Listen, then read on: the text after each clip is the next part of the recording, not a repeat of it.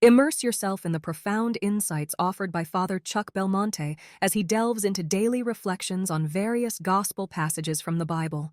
August 3rd, Sunday. Am I wise in the use of my assets?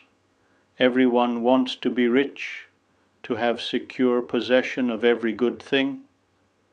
Yet greed or covetousness is the vice in which one attempts to amass material goods, motivated by the false belief that this is what will secure paradise on earth.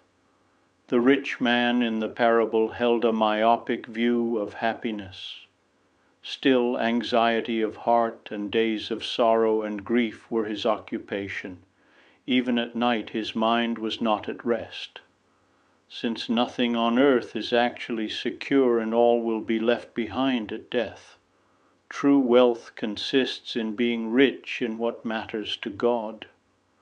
And what matters to God is summed up in the two great commands, to love God and neighbor. How different it would be if the rich man had reasoned in himself, now that God has blessed me with so much, how can I thank him and do good for others? Wealth has a positive value. Through it, people can have access to the material and even spiritual goods of creation.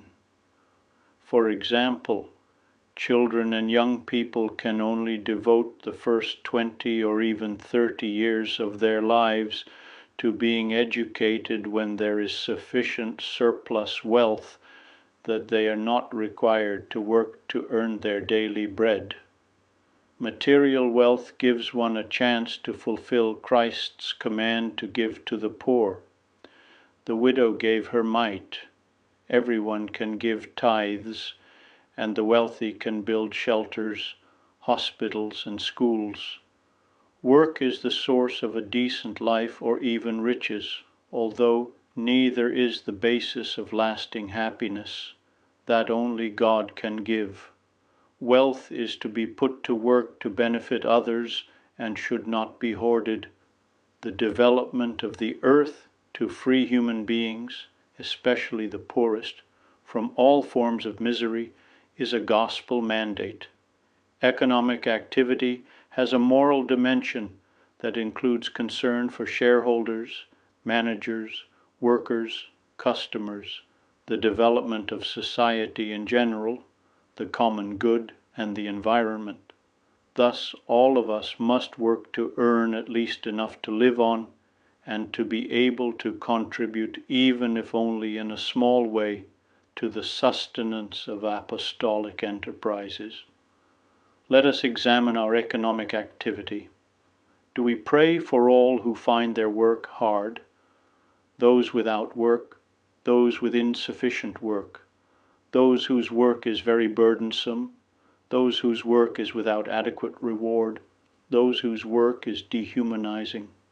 What is the objective of our work?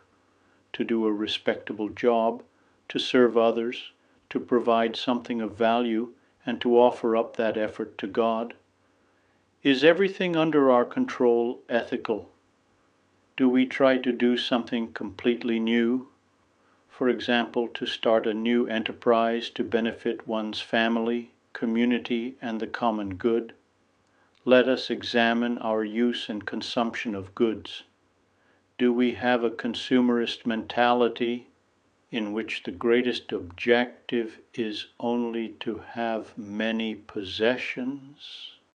I would be delighted to extend an invitation to you once again tomorrow for another insightful reflection on the gospel by Father Belmonte.